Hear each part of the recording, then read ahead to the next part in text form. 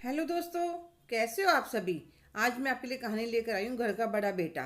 जब से सुहाना अमर के साथ शादी करके इस घर में आई है, उसने अपनी तरफ से कभी किसी को शिकायत का मौका नहीं दिया। 10 साल हो गए शादी को। दो छोटे छोटे प्यारे प्यारे बच्चे हैं। सुहाना मैट्रिक पास एक मिडिल क्लास फैमिली की बेटी है। घर के सारे कामों में निपुण है। बुनाई सिलाई खाना ऐसा गजब का बनाते कि खाने वाला तारीफ करता ना सके। जब वह घर में ब्याह कर आई थी तो एक वाली नंद और एक देवर था। 3 साल पहले नंद की शादी हुई थी और 2 साल बाद उसने जुड़वा बच्चों की को जन्म दिया था। ससुराल ज़्यादा दूर नहीं थी, इसलिए वह अपने बच्चों को लेकर आई रहती थी। 2 महीने पहले देवर की शादी हुई थी। देवरानी भी नौकरी करती थी। देवर जी ने लव मैरिज करी थी। जिस दिन से सुहाना इस घर में आई थी, उसका पूरा दिन घर के सारे कामों में निकल जाता था। अमर की एक परचून की दुकान थी, जो छोटे बेटे की बहुत नौकरी बहुत अच्छी पोस्ट पर थी। अमर देख रहा था सुहाना के सीधेपन का पहले माँ और बहन फायदा उठाती थी। अब देवरानी भी किसी काम को हाथ नहीं लगाती। सासू माँ भी छोटी बहू से मीठा मीठा बोलती, क्योंकि वह कभी कभी कुछ गिफ्ट लाकर दे देती थी। छोटी बहू आने के बाद सुहाना के ऊपर और भी काम की जिम्मेदारी बढ़ गई। फिर भी वह कुछ न कहती थी। इतने ससुर जी थे तो सासू माँ शुरू में थोड़ा बहुत सुहाना की मदद भी कर भी देती थी, और उनके जाने के बाद तो माँ का स्वभाव एकदम से बदल गया था। एक दिन सुहाना की बहुत तेज बुखार था, वैसे वो उठ नहीं पाई। जब अमर ने देखा तो उसे 1 कप चाय बनाकर बिस्कुट और साथ दवाई देकर लेटने के लिए कह दिया। अपने बच्चों को तैयार करके स्कूल भेज दिया। फिर माँ के पास आकर कहने लगा, माँ आज सुहाना के बहुत तेज बुखार है, आप छोटी बहू को कह दीजिए, वह नाश्ता पानी खाने का इंतजाम देख लेगी। तो उसकी माँ एकदम से कहने लगी, क्या अमर, तुम भी पूरे जोरू के गुलाम हो। ऐसे तो हल्का फुल्का बुखार हो ही जाता है, कहो उसे दवाई लेकर सबके लिए नाश्ता बनाएगी। छोटी बहू पूरा दिन घर में थोड़ी रहती है, कमा कर लाती है, उसकी तरह मुफ्त की रोटी नहीं तोड़ती। अमर को एकदम गुस्सा आ जाता है, माँ सारे घर का खर्चा मैं ही देता हूँ। छोटे की पत्नी की बात तो छोड़ो, मैंने तो आज तक छोटे को भी खर्चा देने के लिए नहीं कहा। फिर क्या जरूरत है छोटे की पत्नी को नौकरी करने की। वह सुहाना का हाथ बंटवाए, बेटा यह वहम तुझे कैसे हो गया कि तेरी छोटी सी दुकान से सारे घर का खर्चा निकलता है। मैं आज तुझे अलग कर दूं, तुम्हें 2 टाइम पेट भर के खाना भी नसीब ना हो। तूने अपनी बीवी को तो महारानी बना रखा है। जब से तेरे पापा गए हैं तू भी इस घर का मुखिया बन बैठा। लड़ने की आवाज़ सुनकर सुहाना उठकर आ जाते कहने लगी, आप नहाकर तैयार हो जाइए, अब मेरे आराम है, मैं अपने आप सारा काम कर लूँगी। मज़ा आ गया माँ बेटी की लड़ाई करवा कर नाटक करते हुए, शर्म भी नहीं आती। सुहाना कुछ नहीं कहती, वह जाकर चुपचाप रसोई में काम करने में लग जाती है। अमर भी अपने कमरे में चला जाता है। पर आज उसका मूड बहुत खराब था। क्या मेरी पत्नी की ही जिम्मेदारी है सारे परिवार की, क्या उसे को तकलीफ ही क्यों ना हो। बेचारी ने कभी घूमने की डिमांड नहीं करी। आज तक मैंने कभी उसे एक साड़ी भी नहीं ला कर दी, पर उसने कभी शिकायत नहीं करी। कभी बीमार होने पर भी एक दिन आराम भी नहीं मिलता। आज उसका दुकान पर भी दिल नहीं लग रहा था, इसलिए वह शाम को ही दुकान बढ़ाकर घर आ गया। आकर देखता है छोटी बहू ड्राइंग रूम में अपनी सहेलियों के साथ बैठी है। उसकी माँ और बहन भी बैठी है। सुहाना रसोई में लगी हुई है, सबके लिए चाय नाश्ता बनाने लग रही थी।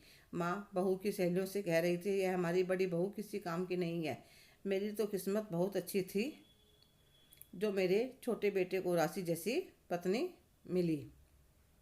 अमन अमन ने सुहाना के हाथ लगाकर देखा तो उसके बहुत तेज बुखार था। वह उसको जबरदस्ती डॉक्टर के पास ले गया। जब दिखाकर लाया कहने लगा, माँ इसके 102 बुखार था, और आप सबने फिर भी इसे रसोई में लगा रखा था। अरे तो क्या हुआ, हमने भी तो पूरी उम्र काम करा है। कौन से इतने बड़े घर की बेटी है जो इसके बाप के घर में नौकर चाकर लगे थे। मैं तुम्हें अलग कर दूँ तो घर घर बर्तन मांजती फिरेगी। छोटी बहू को तो देखो कितना काम कर लाती है, कमा कर लाती है, और अपने छोटे भाई को देखो, कभी अपनी पत्नी की तरफदारी नहीं करता।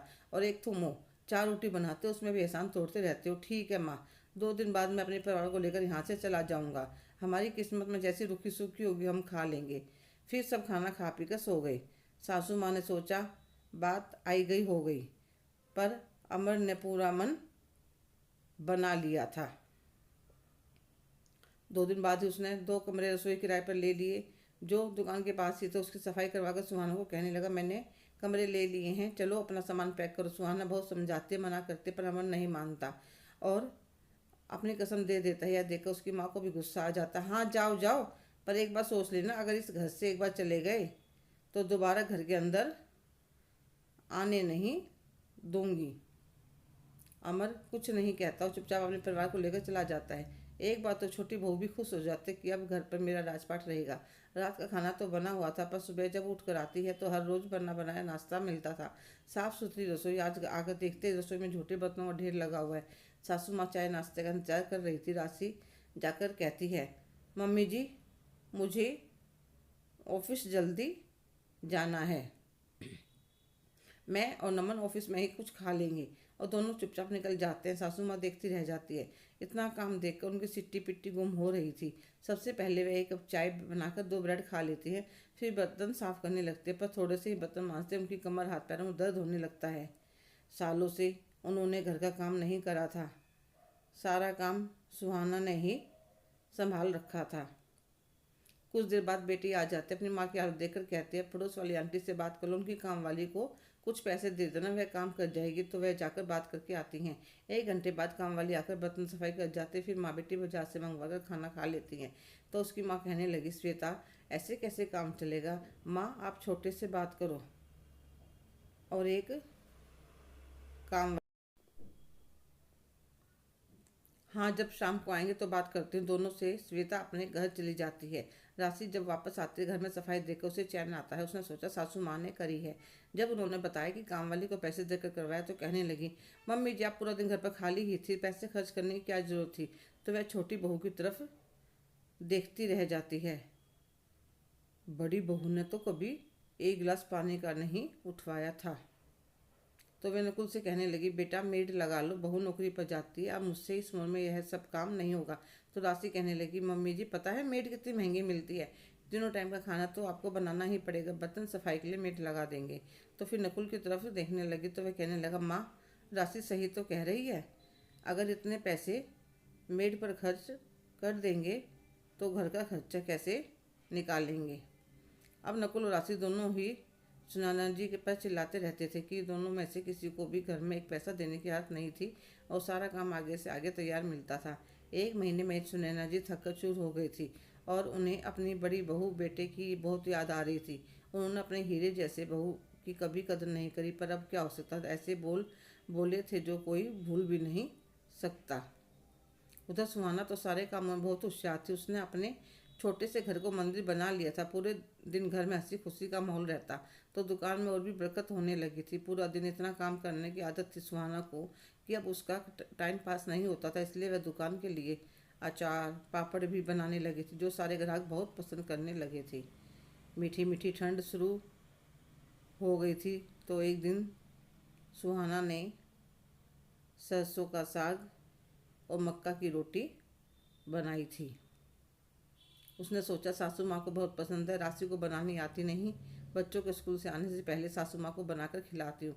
वह एक टिफिन में गर्मा गर्म खूब सारा घी लगाकर मक्का की रोटियाँ, सरसों का साग, मक्खन, गुड़, लस्सी लेकर सासू माँ के पास पहुँच जाती है। डरती डरती घर के अंदर जाती है। सासू माँ तो उसको देखकर बहुत खुश हो जाती है। अरे बड़ी बहू, आ जाओ, मम्मी जी वह सरसों का साग और मक्का की रोटी बनाई थी। सासू माँ कहती है, सुहाना बहू, चाय पियोगी? बनाकर लाऊं? अरे नहीं मम्मी जी, आपको पीनी हो तो मैं बनाकर ला दूंगी। फिर वह रसोई में जाकर सासू माँ के लिए प्लेट, कटोरी, लस्सी के लिए गिलास ले आती है। सासू माँ जल्दी जल्दी सारा खाना खा जाती है। ऐसा लग रहा था जैसे कितने समय के बाद पेट भर के खाना खाया है। सुहाना कहने लगी, मम्मी जी, आप बहुत कमज़ोर हो गई हो, अपना ध्यान नहीं रखती क्या? सासू माँ की आंखों में आंसू आ जाते हैं और वे सुहाना से माफ़ी मांगती हैं। बड़ी बहू, मैंने तुम्हारे साथ कभी अच्छा बर्ताव नहीं किया, हो सके तो मुझे माफ़ कर देना। आप ऐसा क्यों कह रही हो मम्मी जी? आप तो मेरी माँ हो, मुझे आपसे कोई शिकायत नहीं है। कुछ देर वह घर बैठकर वापस आ जाती, पर वह समझ गई थी देवरानी उनका अच्छे से ध्यान नहीं रखती। जब शाम को अमर घर पर आता है, सुहाना को देखकर कहता है, क्या हुआ आज? चेहरा उतरा हुआ है। मम्मी, तबीयत तो ठीक है? हाँ, मेरी तबीयत तो ठीक है। आज मैं मम्मी जी से मिलने गई थी। सुहाना, मैंने तुम्हें मना किया था। अमर, वह हमारी माँ है।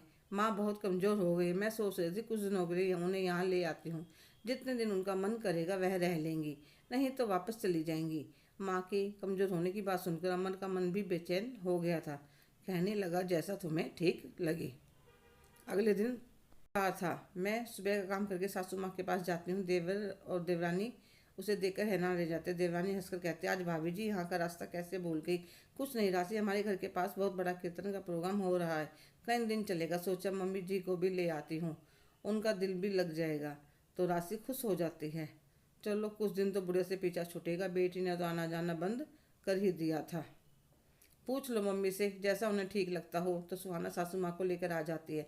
उधर राशि अकेले काम करते करते परेशान हो गई थी। इधर सासू माँ को 1 महीने में ही उनकी सेहत में काफ़ी सुधार हो गया था। जहाँ पूरा दिन वहाँ पर पूरे घर की जिम्मेदारी रहती, जहाँ सुहाना बालों में हाथ पैरों पर तेल लगाना, गर्मा गर्म खाना देना, रात को गर्म गर्म दूध देती, फल फ्रूट उनसे नहीं खाए जाते तो उन्हें कद्दू कस करके देती ताकि आराम से खा सकें। बच्चे भी अपनी दादी का पूरा ध्यान रखते थे। एक दिन दासी और नकुल उन्हें लेने आए तो उन्होंने मना कर दिया, नहीं अब मैं यहीं अपनी बड़ी बहू और बेटे के पास रहूँगी, अपनी गृहस्थी तुम खुद देखो। क्योंकि वह समझ गई थी कि छोटी बहू को सिर्फ काम करने के लिए सासू माँ की ज़रूरत है। जब वह वहाँ पर थी तो कभी भी यह नहीं पूछती थी कि माँ आपने खाना खाया या नहीं, और खुद का जब दिल करता दोनों बाहर खाना खाने निकल जाते थे। कभी बाजार से 10 रुपए का सामान भी उनके लिए नहीं लेकर आए, ना कभी पूछा माँ तुम्हारा भी कुछ खाने का मन कर रहा हो तो बता दो। बेटे ने भी ऐसा रंग बदला जो हर रोज आती थी, महीना हो गया था आए हुए। वह समझ गई थी कि उन्होंने कांच के चक्कर में अपने हीरे जैसे बहू बेटे के साथ बहुत गलत किया था, इसलिए अब मैं उनसे दूर नहीं रहना चाहती। उन्होंने छोटे बहू बेटा से कह दिया कि अब मैं इनके साथ ही रहूँगी हमेशा। सुहाना बहुत खुश थी। हेलो दोस्तों, कैसे हो आप सभी? आज की कहानी आपको कैसी लगी कमेंट करके ज़रूर बताइएगा। अगर आप मेरे चैनल पर नए हैं तो प्लीज़ लाइक, शेयर, सब्सक्राइब करना ना भूलें। धन्यवाद।